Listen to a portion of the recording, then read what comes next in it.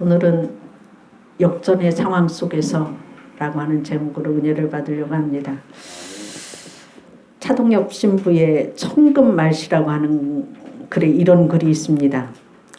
미국의 콜로라도주의 스프링필드 근처에는 험한 고갯길이 하나 있는데 도로 자체는 도시와 도시를 잇는 그러한 요충지였지만 너무나 험한 길이었기 때문에 운전자들이 제일 가기 싫어하는 그러한 도로였습니다.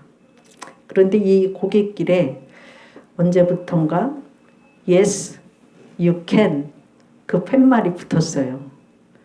네, 당신은 할 수 있습니다. 이런 얘기죠.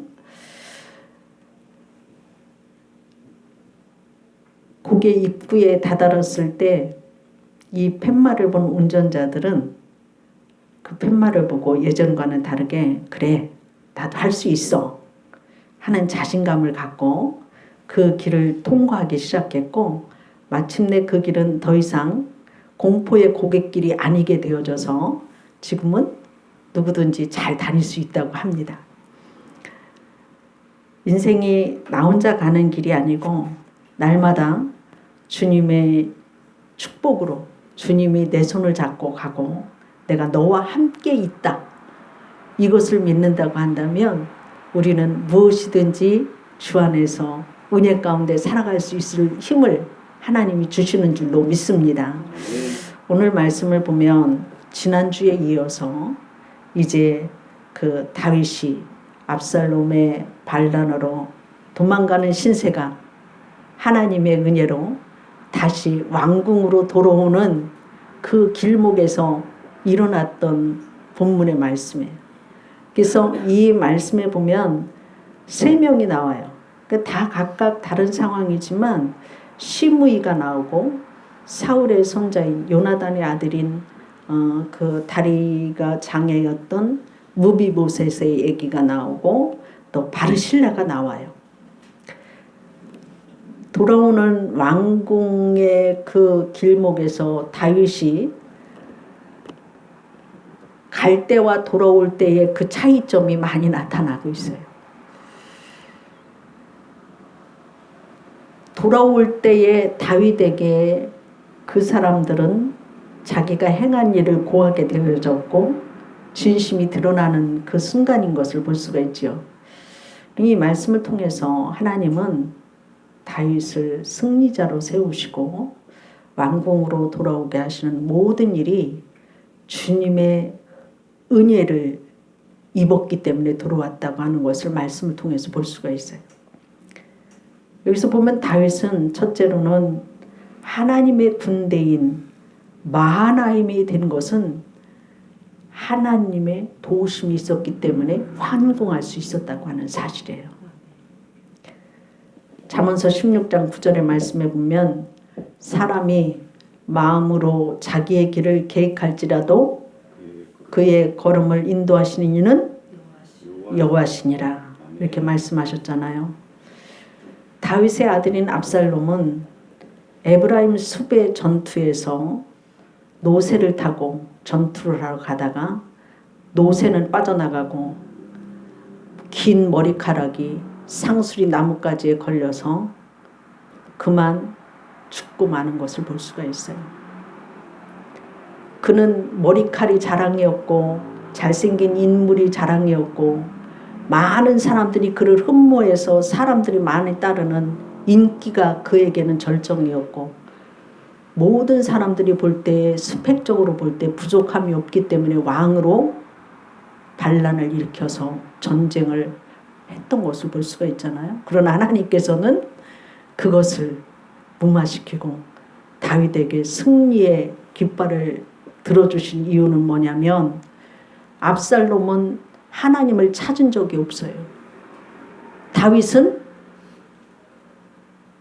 도망 나가면서도 하나님의 음성을 듣고 하나님의 도움을 구하고 하나님 앞에 기도했어요. 아멘. 이 마하나임이라고 하는 이 지역은 다윗이 그 지역을 중심으로 해서 사령부 조직을 했어요. 다시 말하면 압살롬은 수만의 병력을 갖고서 다윗을 뒤쫓아왔고 다윗은 4,000명의 군사밖에 없었어요.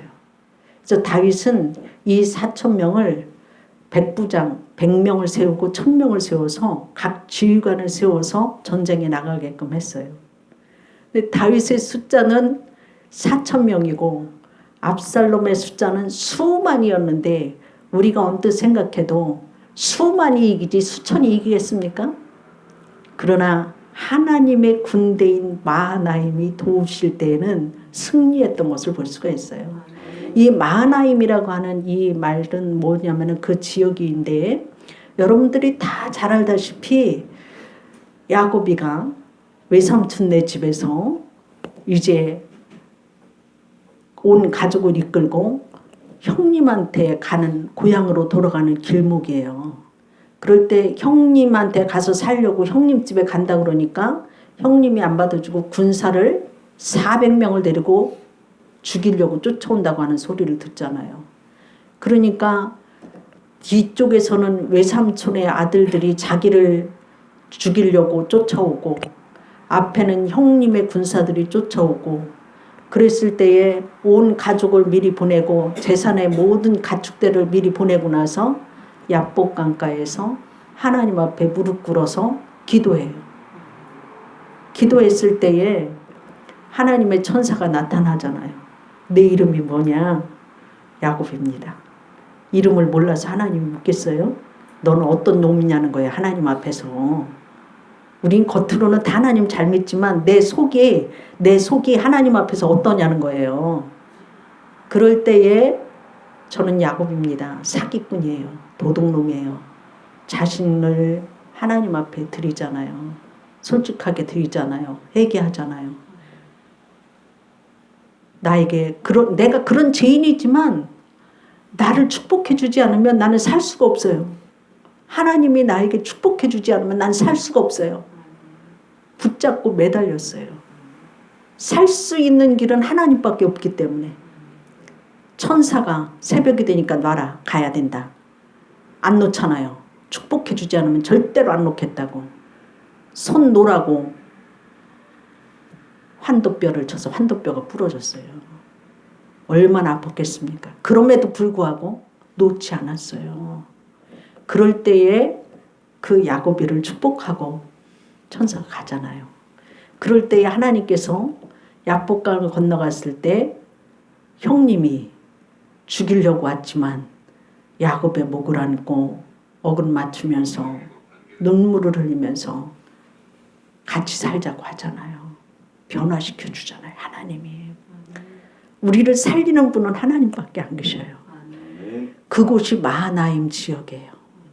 그래서 창세기서의 말씀에 보면은 창세기서 32장 말씀에 보면 하나님의 군대가 야곱을 지키고 계심을 하나님의 군대라 하고 그 땅 이름을 마하나임이라 불렀더라. 창세기 32장 12절에 그 말씀이 있어요.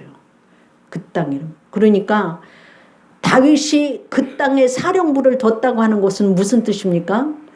나는 살 수가 없습니다. 그러나 야곱이를 축복해 주시고 살려주신 마하나임의 하나님의 군대, 그 하나님의 군대를 저에게 붙여주셔서 이기게 해달라고 왜 기도를 안 했겠어요? 여러분 그렇지 않습니까? 믿음이 떨어졌다가도 어려운 일을 겪을 때 나 하나님 살려주십시오 기도하게 되잖아요. 교회 나오잖아요. 하나님 앞에 두 손 들고 기도하게 되잖아요.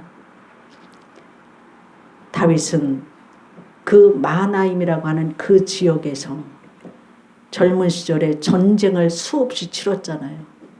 평지에서 수만 명을 대결하면 다윗이 지지만 수많은 전쟁과 광야 생활을 하면서 그 온 땅의 지역과 지형을 다 알게 된 거예요. 그러니까 적은 명수로 큰 군사를 이기려면 늪지대, 산이나 바위가 험한 곳, 나무가 많은 곳으로 유인해 들여서 그들이 칼날에 죽지 않아도 늪에 빠져 죽든지 어떤 전쟁을 하지 못하는 곳으로 끌어들인 거예요. 그러니까 그날의 성경을 보면 그날에 칼날로 죽인 자보다는 그냥 죽은 자들이 더 많더라.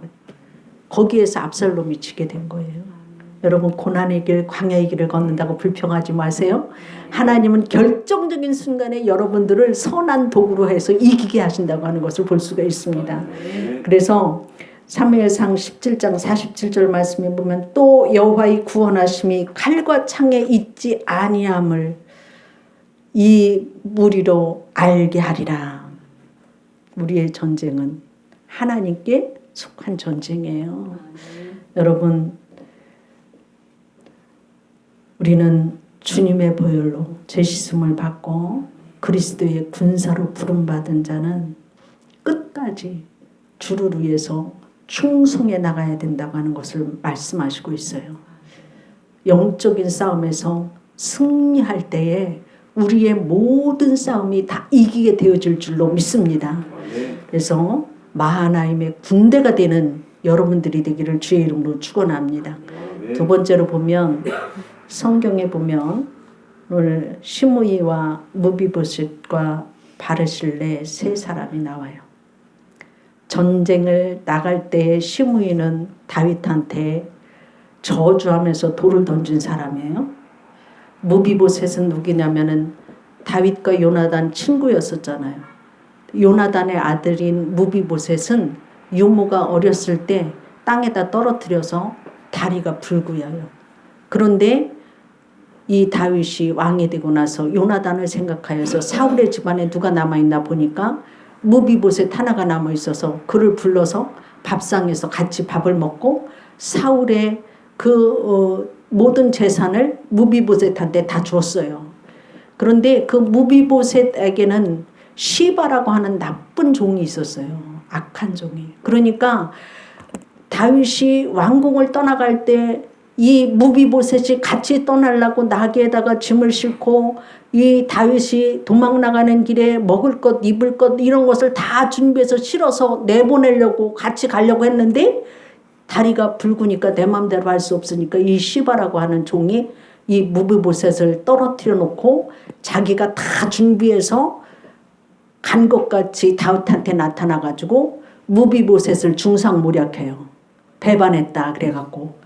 그러니까 다윗이 그 당시에 화가 나갖고 그 무비보셋이 갖고 있는 모든 재산을 너한테 준다 그래요. 그리고 이 무비보셋은 누명을 쓰게 되고 그 후로 다윗이 환궁에서 올 때에 그는 그 마음이 충성스러운 마음이 있어서 온 매무새를 고치지 않고 버선을 고치지 않고 올 때만을 기다렸고 온 것이 너무나 감사해서 그 시바가 그렇게 나한테 그런 일을 했지만 난 재산을 안 줘도 좋으니까 돌아오신 것만 해도 감사하다고 맞았던 것을 볼 수 있어요. 그리고 그 바르실레가 나오는데 바르실레는 부자예요. 그 갈 때에도 다윗한테 모든 군사들이 먹을 수 있도록 양식을 다 갖고 왔었잖아요. 올 때에도 다윗이 요단강을 건너야 되기 때문에 배를 만들어서 띄워주기 위해서 나왔어요. 그런데 여기서 중요한 건 뭐냐면 다윗의 아들 김함이 나와요. 김함. 아들이라고 여기는 안 나왔지만 주석에 보면 아들이에요. 그 김함이 나룻배를 해서 다윗을 옮겨주기 위해서 왔을 때 죽어도 잊지 못할 사랑을 입은 다윗이 바르실레에게 왕궁에 같이 가자 그래요. 그러니까 내가 나이가 80인데 죽을 날이 내일 모레인데 뭐 그렇게 좋은 일이 있겠느냐. 왕을 도우려면 여기 김함을 데려다가 일을 시키십시오. 김함을 왕궁으로 보내요. 여기서 중요한 진리는 부모가 하나님의 일을 할 때에 같이 자녀들이 봉사할 때는 반드시 축복이 큰 게 와요. 오늘도 보면 바르실레가 노인 양반이 와서 무슨 일을 하겠어요. 그러나 아들이 와서 모든 일을 이렇게 했기 때문에 거기에서 그 다윗이 갑자기 그런 얘기를 했을 때 그 아들이 측방으로 갈 수 있었잖아요. 여러분 현장에 있을 때와 현장에 없을 때는 천지 차이예요. 아무리 하나님도 내가 너 도와주고 싶다 그럴 때 없으면은 막 불러와야 되지 뭐 안 오려고 그러지 뭐 막 그러면은 다른 사람한테 간다니까. 이 기맘이 궁중으로 들어가는 게 있어요. 싸움을 하면 참 요란해요. 내가 무슨 얘기를 좀 하려고 그래요. 참기름하고 라면하고 싸웠어요. 참기름이 고소했어요. 경찰서에 잡혀갔어요. 그랬더니 라면이 가서 불었어요. 불어갖고 둘 다 걸렸어요. 둘 다 걸렸는데 이제 이번에는 김밥이 나서서 중재를 하려고 갔는데 중재가 잘못되어져서 김밥이 말려 들어갔어요. 또 말려 들어갔어요. 근데 이번에는 3명이 다 들어갔다고 하는 소리를 듣고 아이스크림이 면회를 가다가 또 걸려 들었어요. 교통사고를 낸 거예요. 그러니까 왜 교통사고가 났느냐? 차가 와서 교통사고가 났다는 거예요. 싸움을 할 때는 혼란스러운 일들이 이렇게 많이 일어나요. 근데 거기에서 진짜가 나오고 가짜가 나오게 돼 있어요. 시므이는 완전 저주에 그렇지만 자기가 살기 위해서 제일 먼저 쫓아나와갖고 내가 잘못했으니까 살려달라고 그래요. 살리잖아요. 우리가 잘못하면 얼른 하나님 앞에 나와서 회개하면 살아. 그 다음에 무비보셋이 나오잖아요. 내가 억울한 누명을 썼지만 오신 것만 해도 감사하다고 할 때에 그 재산을 절반을 너한테 주마. 이제 그 말 하잖아요. 근데 아니 안 줘도 괜찮다고. 이제 그런 말을 하면서 감사하잖아요. 그 바르실레는 부자였어요. 물질이 있으면 하나님 위해서 써야 되는 거예요. 나에게 시간 있는 것 하나님 위해서 써야 되는 거예요. 나에게 건강 있는 것 하나님 위해서 쓰시라고 준 거예요. 바르실레가 다윗을 위해서 물질을 사용했는데 이번에는 하나님께서 무엇까지 주시느냐. 부자였지만 원래 부자였지만 부자에다가 명예와 권세까지 주는 것을 볼 수 있어요. 우리는 세상을 살아나갈 때 기회적으로 상황적으로 따라서 살면 안 돼요. 여기서 보면 하나님의 말씀으로 우리가 살아간다고 한다면 분명히 다윗은 하나님의 나라를 세울 사람이기 때문에 그 자리에서 시므이를 죽일까요? 막 또 그런 신화가 있었지만 아니다. 죽이지 마라 그러잖아요. 자기의 분노나 원수 갚는 일이라 자기의 그 불이익을 생각하지 않고 하나님 나라를 세우는데 먼저 긍휼을 베풀었고 또한 그에게 하나님의 나라를 세울 만한 성품으로 하나님께서 만들어서 쓰셨기 때문에 다윗은 그 일을 통하여서 자기의 사적인 감정이나 원한을 폭발시키지 않았어요. 죽이지 않았어요. 성도는 이게 중요해요. 우리는 주님의 성품을 닮아갈 때 관용의 마음, 또한 용서의 마음, 사랑의 마음이 있어야 될 줄로 믿습니다. 여기서 보면 우리가 하나님을 섬길 때 보상을 위해서 섬길 것이 아니라 하나님의 백성된 자로서 마땅한 도리이고 특권입니다. 그렇기 때문에 우리에게 주어진 그 특권을 하나님께서 주신 것에 대해서 기뻐하고 감사해야 된다고 하는 걸 말씀하시고 있어요. 우리가 예수님을 믿는다고 하는 것은 환경이 변하는 것이 아니라 내가 삶을 어떻게 바라보고 관점이 어떻게 바뀌느냐가 중요한 거예요. 우리의 삶의 주인 되신 그 예수님을 바라보고 사시기를 바랍니다. 우리는 하나님의 부르심을 입은 자들이에요.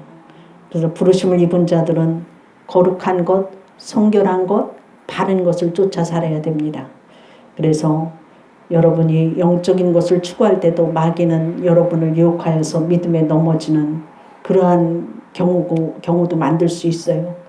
그러니까 하나님의 부르심의 뜻을 입을 때 사명조차도 욕망의 대상이 될 수도 있습니다. 예수님은 하나님의 본 의도와 그 뜻을 본심으로 기준을 삼았던 것을 볼 수가 있습니다.